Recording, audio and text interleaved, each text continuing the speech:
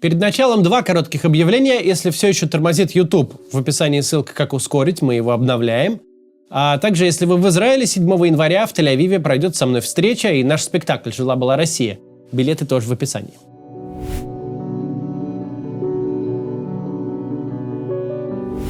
На недавней большой пресс-конференции Путина слово передали корреспонденту BBC Стиву Розенбергу. Журналист напомнил, ровно 25 лет назад, в декабре 1999 года, первый российский президент Борис Николаевич Ельцин, уходя в отставку, дал напутствие преемнику. «Берегите Россию», он сказал. Удалось ли Путину выполнить указание, поинтересовался Розенберг. Путин ответил, почти не задумываясь. Как вы считаете, вы уберегли свою страну? Да, я считаю, что не просто уберег, я считаю, что мы отошли от края пропасти. Потому что все, что происходило с Россией до этого и после, вело нас к полному, фактически полной тотальной утрате нашего суверенитета. А без суверенитета Россия существовать как самостоятельное государство не может. 25 лет – огромный срок. Когда Ельцин наказал Путину беречь Россию, многие из моих зрителей еще находились в совсем юном возрасте или вообще еще не родились. Да и мне самому тогда было 15 лет. С теми же, кто застал времена прихода Путина взрослым человеком, память может сыграть злую шутку. Поэтому давайте не будем верить Путину на слово. Посмотрим, что происходило в России в декабре 1999 года. Например, найдем записи теленовостей. Полистаем архив газеты «Коммерсант», на тот момент независимой и, пожалуй, самой профессиональной и уважаемой бизнес-газеты страны. Или посмотрим сканы выпусков политического журнала «Итоги». Их недавно выложили в сеть. Разберемся, что волновало россиян четверть века назад, что было на повестке дня, и поймем, действительно ли Россия стояла у края пропасти и уцелела лишь благодаря Путину.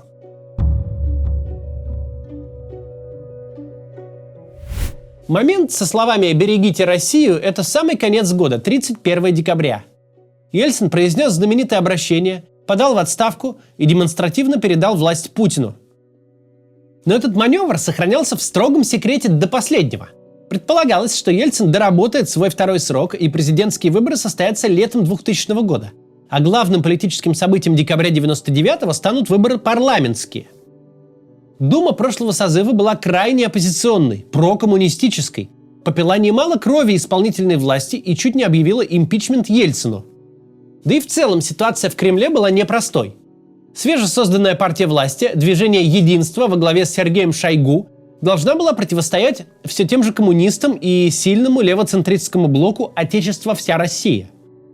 Главными лицами в этом «Отечестве вся Россия» были московский мэр Юрий Лужков и экс-премьер-министр Евгений Примаков.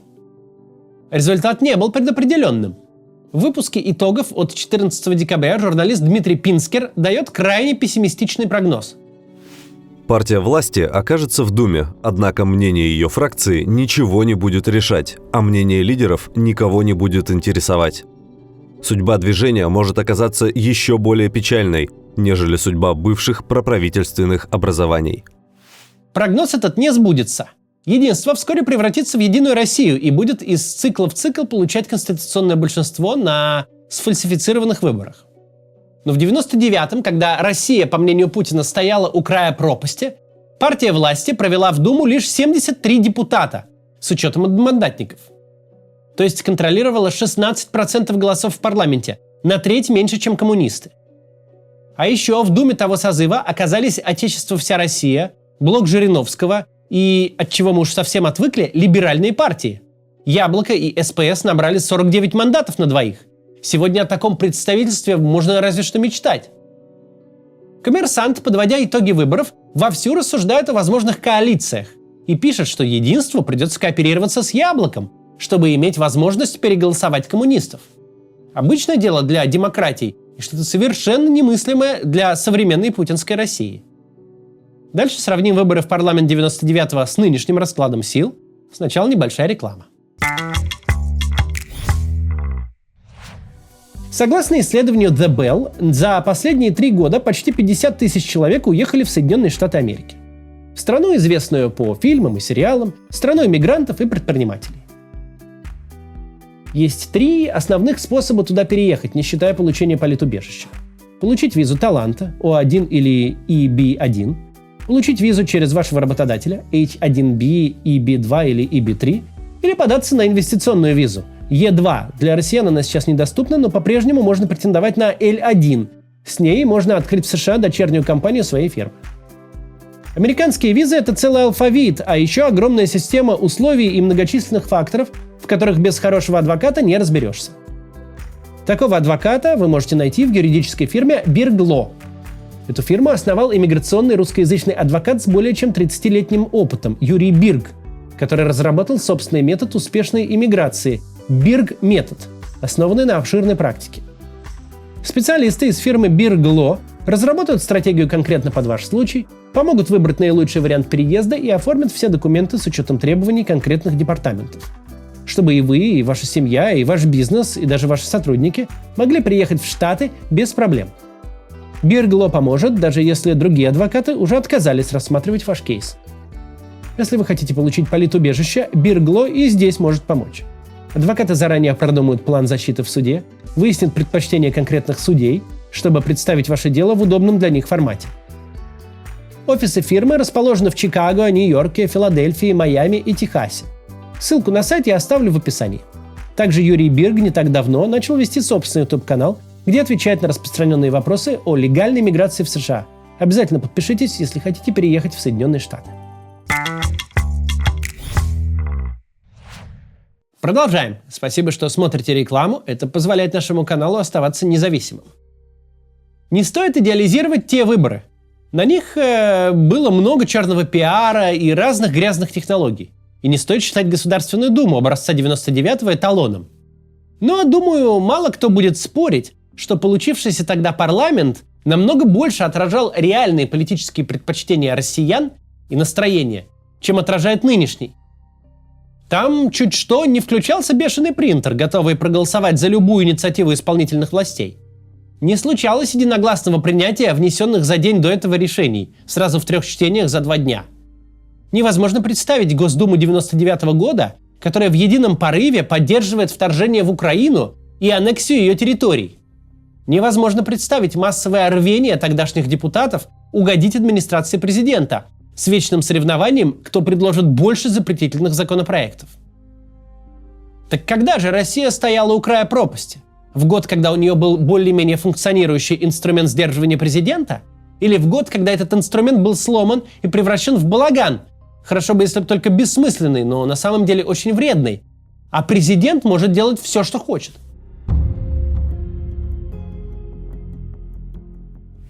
Отвечая Розенбергу, Путин сделал акцент, мол, благодаря его работе страна не утратила суверенитет и может действовать без оглядки на мнение западных стран, что раньше было невозможно. Однако достаточно почитать газеты 99-го года, чтобы убедиться, все было совсем не так. Вы наверняка помните, при каких обстоятельствах Путин стал премьер-министром в августе 99-го. Нападение боевиков Басаева на Дагестан, взрывы домов в Москве и в других городах. Началась Вторая Чеченская война, в декабре федеральные войска уже готовились к штурму Грозного. Бомбардировки городов, потоки беженцев. Вообще вся кампания в Чечне подвергалась резкой критике со стороны Запада. Вот как описывает консенсусное мнение европейских и американских политиков журнал «Итоги». Наконец-то появился повод громко заявить, что Россия никакая не нарождающаяся демократия, а все та же одряхлевшая империя, которая знает только один язык – авиабомб и артснарядов. Ельцин даже напомнил своему американскому коллеге Биллу Клинтону, что Россия – ядерная держава. А в повестку дня саммита Евросоюза включили вопрос о санкциях против нашей страны. Как мы знаем сейчас, никаких санкций в итоге введено не было, хотя чеченская кампания продолжалась еще долго. Это было внутренним делом России, и международная реакция не выходила за рамки выражения глубокой озабоченности. Россия оставалась полноправным участником мировой политики, была членом Большой Восьмерки. Как раз в декабре 99-го министр иностранных дел Игорь Иванов съездил на встречу глав МИД. А в конце декабря Россию посетил заместитель госсекретаря США Строуп Телбот и, помимо прочего, встретился с Путиным. Рабочий день премьер-министра оказался настолько насыщенным, что встреча Владимира Путина с первым замгоссекретаря США Строубом Телботом прошла на 2 часа позже запланировано. Телбот первым делом передал Путину поздравления от президента Клинтона с успешно проведенными выборами. И пожелание: в новом году новый российский президент должен ориентироваться на все лучшее, что связывает Россию и США. Американский дипломат приехал в Россию обсудить вопросы стратегической стабильности. То есть в 1999 году Россия еще как могла решать свои задачи, даже если методы не устраивали западных политиков? Государства совершенно не должны всегда и во всем друг с другом соглашаться, но должны взаимодействовать и находить компромиссы. Так оно и было. Несмотря на войну в Чечне, даже в первые путинские сроки отношения России и Запада оставались непростыми, но вполне дружескими. Сейчас, четверть века спустя, действия путинского руководства не оставляют и намека на договороспособность. Развязать войну с другой страной под совершенно надуманными предлогами, превратить в руины мирные города, убить сотни тысяч человек, россиян и украинцев – такое невозможно ничем объяснить и оправдать. И за последние 3 года Россия превратилась в мирового изгоя. О былом уважении и влиянии в мировой политике не может идти и речи.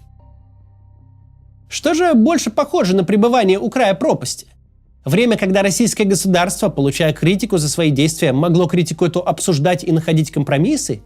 Или время, когда, как признается российский министр иностранных дел Лавров, коллеги убегают от него даже на тех редких мероприятиях, куда его все еще допускают? В 1999-м на территории России, в Чечне, шла война. Федеральным войскам противостояли нерегулярные части, состоящие в основном из российских же де-юре граждан, с оружием, полученным по каким-то серым каналам. В 1924 году российская армия воюет в Украине, да и в России тоже, на территории Курской области, там тоже идет война. Но против российской армии сражается регулярная армия другой страны, вооруженная танками и артиллерией стран Европы и США. Так что же ближе к краю пропасти?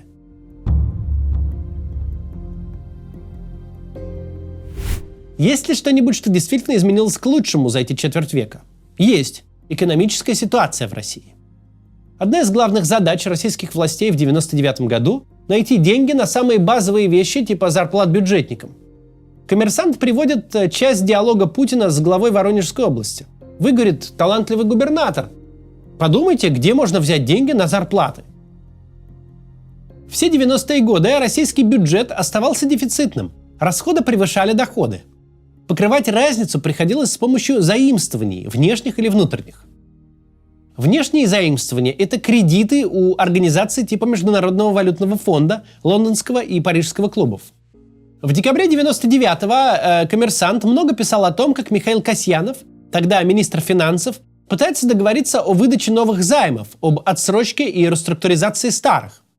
Получалось не всегда. Виной тому были ухудшившиеся на фоне Чеченской войны отношения России с западными странами. И дефолт 1998 года – отказ российского правительства платить по долгам после обрушения пирамиды ГКО – государственных краткосрочных облигаций. Глядя на экономическую ситуацию 1999 года и с 1924, можно сказать, что да, Россия действительно стояла на краю пропасти, а теперь от нее отошла. За это время практически все макроэкономические показатели выросли во много раз. И да, мы много говорим об очевидных проблемах в российской экономике сегодня, в современной путинской России, но все-таки по сравнению с 1999 годом все выглядит еще не так плохо. Сегодня у государства есть деньги очень много на что, не только на выплату зарплат бюджетникам. Очевидное улучшение уровня жизни россиян в нулевые годы – это багаж, который многие считают одним из важнейших достижений Путина. Но тут очень важно не путать причину и следствие. Не приход Путина к власти стал причиной начавшегося в нулевые годы экономического роста. У роста этого было много драйверов. Выросли цены на нефть, работали либеральные реформы, которые во время путинского первого срока продолжало правительство Михаила Касьянова. Ну и, конечно, помогало то, что Россия оставалась открытой и привлекательной для инвесторов страной. Вот лишь несколько новостей из «Коммерсанта» за несколько декабрьских дней 1999-го. 9 декабря. В Россию приехал топ-менеджер Intel Шон Мелони вести переговоры о развитии электронной торговли. 14 декабря. Шведская компания Volvo и АФК-система договорились о создании в Зеленограде совместного предприятия по сборке автомобилей. Уже к лету 2000 года первая партия грузовиков должна сойти с конвейера. 15 декабря. представители российской корпорации МДТ объявили, что достигли договоренности с немецкой венчурной компанией «Микромаш» об инвестировании нескольких десятков миллионов долларов в отечественные высокотехнологичные предприятия. Наконец, тогда же, в декабре 1999-го, международная платежная система SWIFT подписала соглашение с Московской биржей о подключении к международной системе расчетов, чтобы западные инвесторы могли получить прямой доступ на российские фондовые рынки. Сейчас видится, что все хорошее, что случилось с Россией в нулевые, случилось потому, что Путин этому хорошему просто не мешал. Потому что в Госдуме сохранялась какая-никакая, но дискуссия. Потому что переговоры с западными кредиторами вел Касьянов, а не какой-нибудь Сечин. Потому что международные корпорации были готовы вкладывать деньги в нашу страну. Потому что к стране было доверие, она пользовалась уважением, и у нее была хорошая репутация. Россия 99-го не была идеальной страной. Нет никакого смысла вздыхать о прекрасной России прошлого, которую мы потеряли. И, наверное, можно даже сказать, что она действительно стояла у края пропасти. Но верно будет и то, что Россия тогда двигалась в правильном направлении, и у нее было все, чтобы от этой пропасти довольно быстро отойти и стать страной, которая конкурировала бы на равных с ведущими экономиками мира. Но бессмысленное четвертьвековое правление Путина заставило наяву реализоваться грустному анекдоту, в котором Россия стояла на краю пропасти, а затем сделала большой и уверенный шаг вперед. Посмотрев назад, можно сказать, напутствие Ельцина Путин не выполнил и Россию не уберег, даже в том несовершенном виде, в котором она пребывала в конце 90-х годов. До завтра.